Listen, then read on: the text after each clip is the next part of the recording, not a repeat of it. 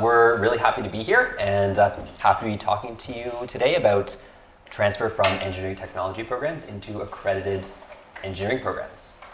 So this has been a long-running project with many, many partners.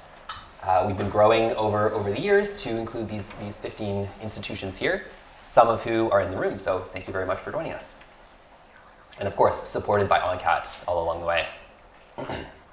So I'll just talk a little bit about kind of the words we're using here. So accredited engineering programs. This accredited means that a graduate of one of these programs could go on to get their professional engineering license once they finish. We know that this is a really important reason why students are interested in these types of pathways. It opens up huge career opportunities for them, higher paying jobs, and things like that. And an engineering pathway, or an engineering program, is kind of a particularly high barrier program for students for a couple of reasons. Well, first, the grades you need right out of high school are quite high. You need very particular courses in grade 12, and the cost of tuition is a lot higher than other programs. And an engineering pathway is a really nice way to help reduce these barriers. So the way this one works, we don't look at any of the grades or courses from high school, and it reduces the number of semesters that a student needs to complete at the university, paying that high tuition cost and taking the opportunity cost of more years of study. And some of the motivation for us to be building this pathway is that it does improve access to our program for students in general and underrepresented students. We also know that these technology students are bringing really valuable skills into our engineering classroom. They have often work experience in their field, and they're joining a cohort that's many students from straight out of high school. So they're bringing these skills, joining student teams and group projects, and helping everyone learn in the classroom. As well, this is a really nice way for the institution to boost enrollment in disciplines that have capacity in their upper years. And a bit of a history on the ONCAT project. So it all began back in 2015. This was well before my time. And it started as a feasibility study just to see if there was enough overlap between, in general across the province, between math and physics courses at the technology level and the engineering level to be granting lots of transfer credits. And from there, it grew into more of a full curriculum assessment to see if across the technology sector and across the engineering sector, there was enough overlap between programs there that we could build a multi-institutional solution for this, and that there's enough overlap between the two sectors, so like amongst the sectors and then between the sectors, to make it efficient. And then we continued to do some interviews and research with students who had actually done transfer and staff who work with transfer to see, what are the best practices, what are some of the challenges that we could start solving. And then we proposed a model for this pathway framework. And we've done all the work behind the scenes at Queen's now the past few years to get the pathway actually up and running. And we're really pleased that this September we welcomed our first cohort of students. This is the pathway model. It's a 3-phase model, beginning here in phase 1. So the earliest time that a student could apply to this transfer pathway is in between their 2nd and 3rd year of their technology program. So this is the earliest. If a student's already graduated, they can apply at any time, but the earliest they can apply is between the 2nd and 3rd year, which sets them up so that during their 3rd year, they could take 2 or 3 online asynchronous courses from Queen's. These courses are part of their admission requirements, so the students would need to get a 70% in the course to progress. But it provides them a kind of lower cost, lower involvement way to check out what would it feel like to have a little bit of a higher workload that you might expect once you're in your full-time engineering program? And what is it like to experience the type of learning, the theoretical learning you might have in a university level linear algebra course, for example? And if we've been having good success so far, but it's lower commitment for the students just to test it all out. From there, the students will join a full-time in-person summer bridging semester. This would have 6 courses custom designed to specifically fill the gaps between the technology and engineering programs in Ontario. And then once they finish the summer, they would join in their engineering cohort to finish off the rest of their degree requirements with the direct entry cohort. So this has taken a lot of work behind the scenes at Queen's to get this off the ground. A couple of things that we had to do was we had to go through the quality assurance process to do a major program modification to implement the new admission process that we have here. We also worked to build a recruitment plan because engineering transfer at Queen's was not known, so we had to make it known. We developed articulation agreements templates that we're working to get those signed. Get this integrated into our academic operations and budgets, which takes a bit of lead time to get that all going. And a few things here that are kind of broadly beneficial to other institutions. We've developed all the documentation that we'll need for our accreditation audits. We've looked into some of the best practices to support engineering transfer students and built a program evaluation plan to make sure we're continually improving this project or this program and staying in touch with how the students are doing and what they need year over year. So a bit more detail on the accreditation side. So to be clear, there's nothing in the accreditation criteria that would preclude the development of a transfer pathway. They have very well articulated exactly what we need to meet. So it's our job to fulfill those requirements. And as I mentioned, we have documented it all, and we'll be sharing that with all of our project partners.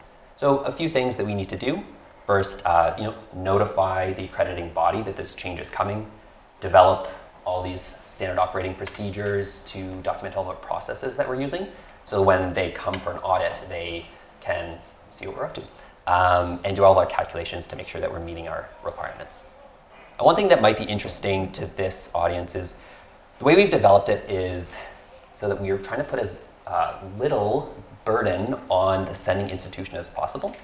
So the way the bridging courses are designed, we don't require any of the technology courses to be taught by a professional engineer. And we have our first cohort of students starting in September. Applications are open, or they've been open to any engineering technology program in the province. And we've started out with civil and mining engineering streams. We plan to grow this this upcoming year, but we ended up having 39 applicants just in this early stage from all of our sending partners. And we're really happy that all students who got sent an admission offer accepted it. I'll use this framework here to kind of guide the next part of the presentation. So this is a framework around how to develop a transfer receptive culture at an institution. And I've kind of organized it in 3 different categories. So first is making transfer an institutional priority. The second is around supporting students. And the third is around program evaluation to ensure your program is improving over time. I'm kind of curious if anybody's heard of this before or something similar, and if they wanted to share the name of their favorite article or something that might be useful for the audience. Nobody's heard of this? Okay, cool. So here it is. We're going to talk all about it. And I'm going to hand it off. The first point was ensuring that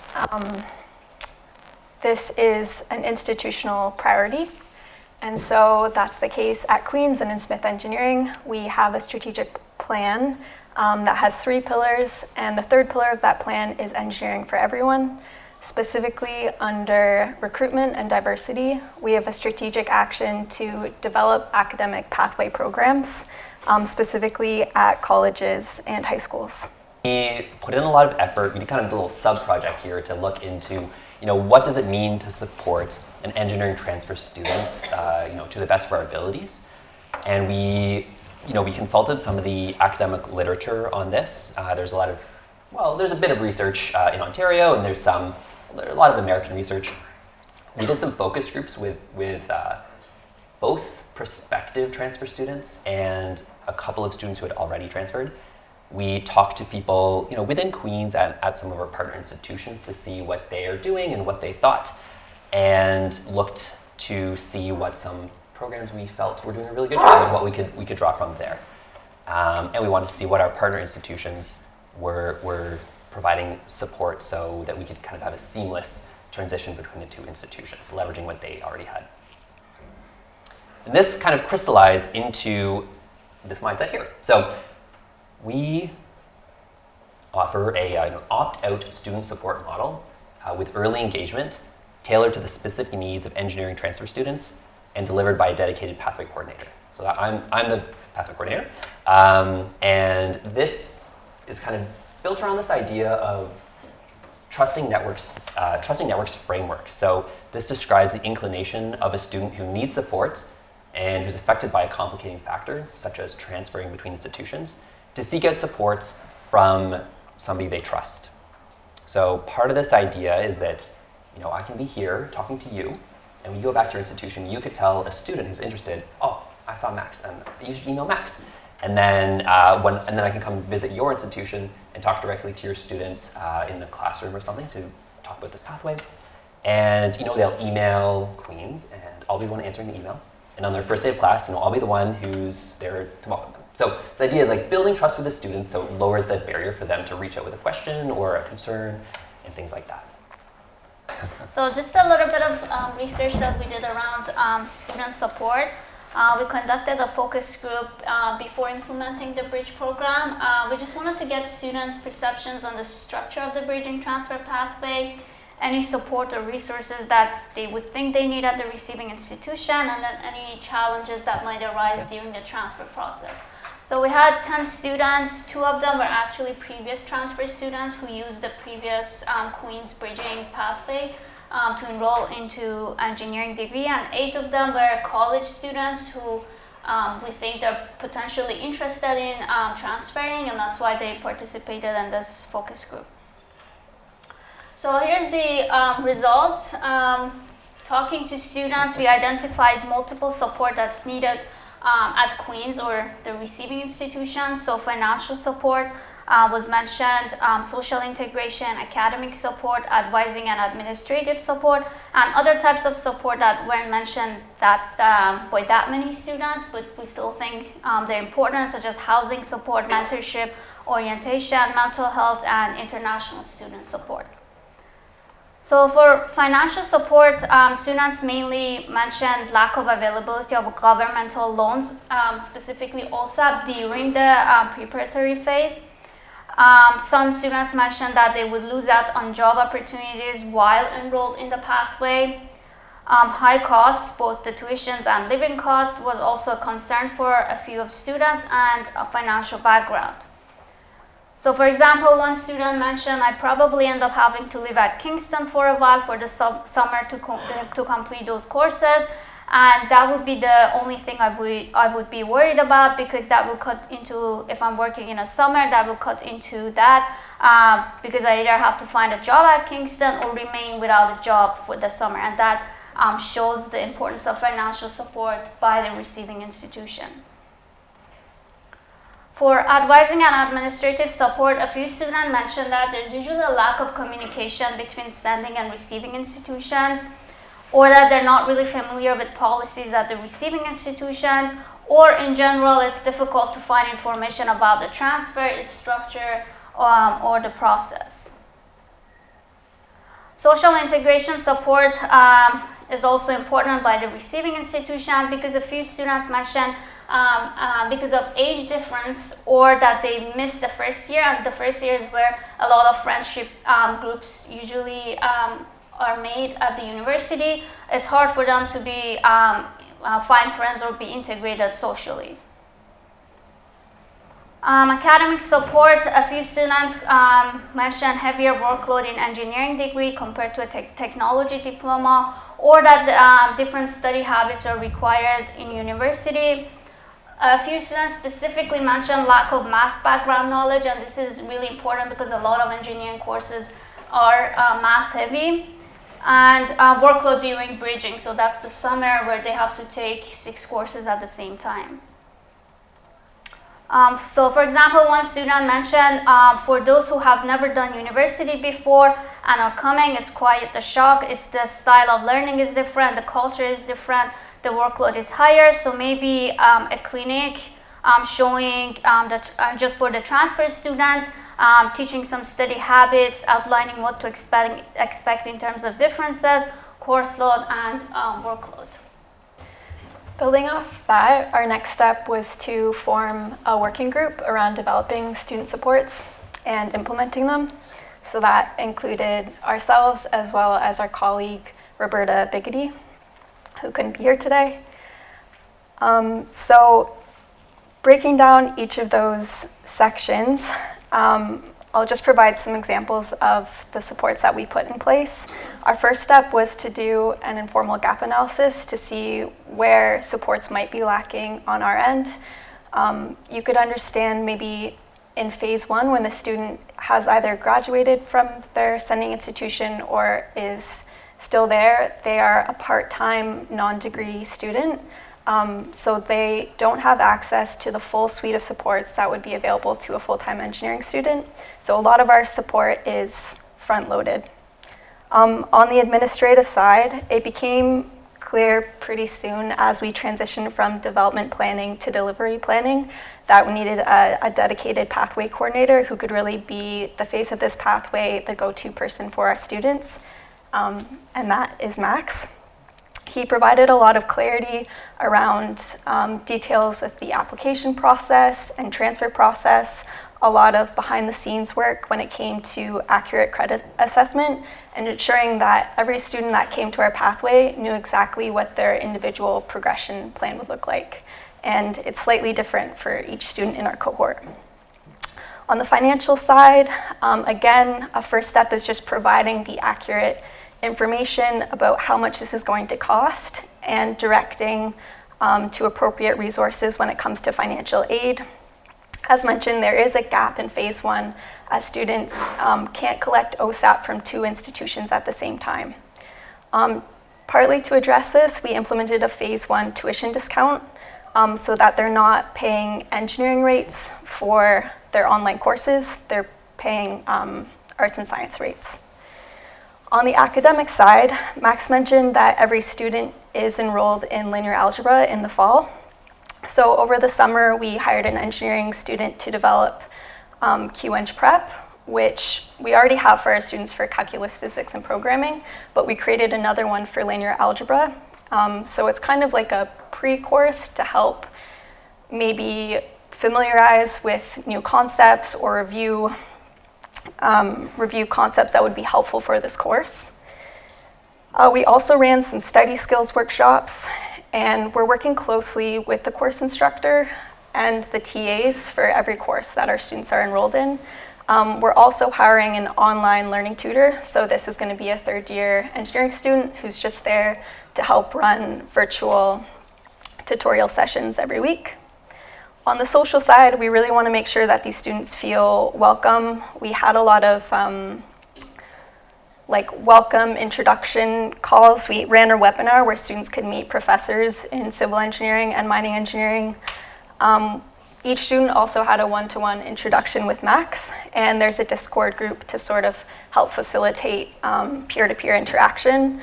As well, we're working with the Engineering Society to make sure that these students have the option to participate in Orientation Week and other milestone social events in engineering.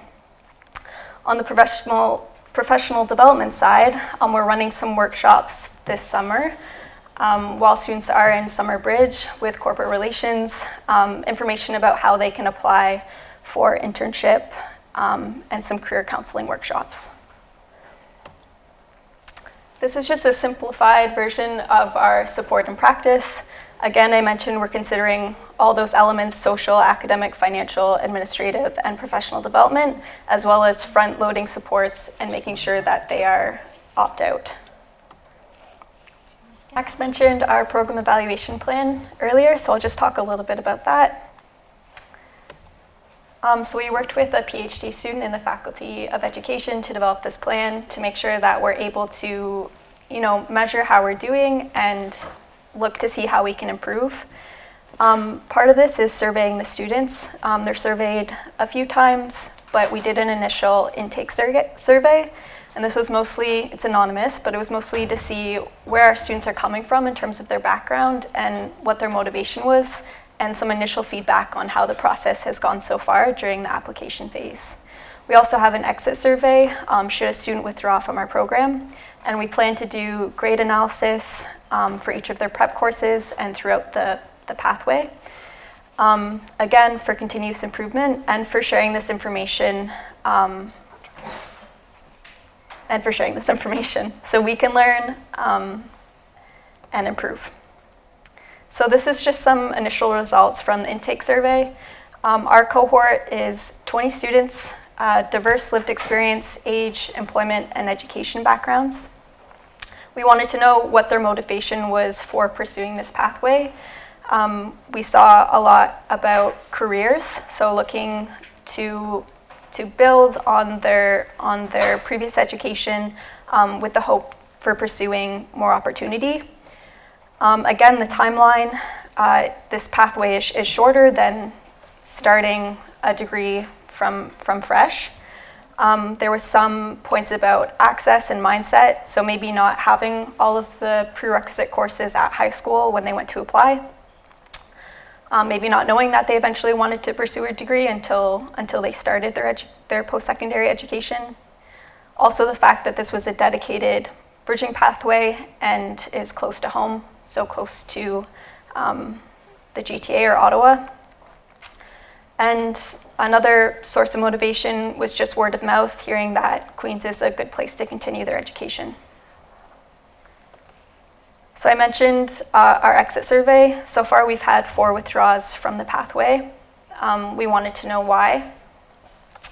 All our students who withdrew cited the increased workload as their rationale, quoting lack of time or potentially waiting too long to seek support.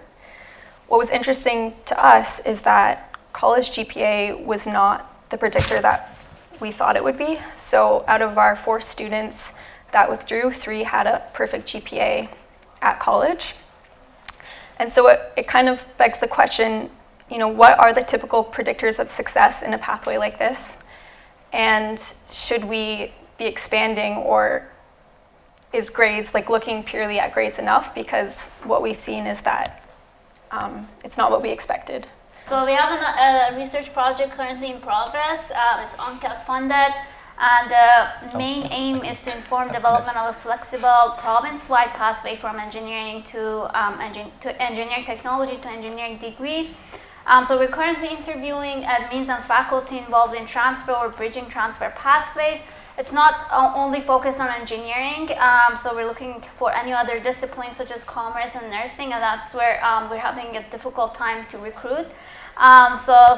Let me know if you're interested in participating or know a colleague who would be interested in participating. That's my email address. So this, is kind of a growing project. Our plan for this upcoming year is to grow 2 new receiving institutions to increase the number of students who could take advantage of this kind of opportunity. And as I mentioned earlier, a lot of this work that we did is work that's beneficial to any engineering receiving institution. This program evaluation plan, all the work on looking into student supports, this pathway framework, this is all stuff that will be shared, and we can all use it to kind of reduce the barrier for a new institution to build a pathway, because it is a lot of work. As well, expand the number of engineering disciplines. So this year, upcoming, we will include, we already had civil and mining, we're going to add chemical and mechanical as well, which are 2 large disciplines. There's also a bit of work to be done to improve the visibility of the accredited engineering transfer options in Ontario. It's not always clear which pathways are, a Bachelor of Technology, not accredited, Bachelor of Engineering or Bachelor of Applied Science is accredited. So just making it more obvious to a student what their choices are. And there's many students that don't know that colleges offer accredited engineering programs. And there's more every year. So yeah, building awareness. And finally, there's a bit of work to build out some of that kind of network infrastructure behind the scenes to make it a bit more seamless for a student to be transitioning between these programs.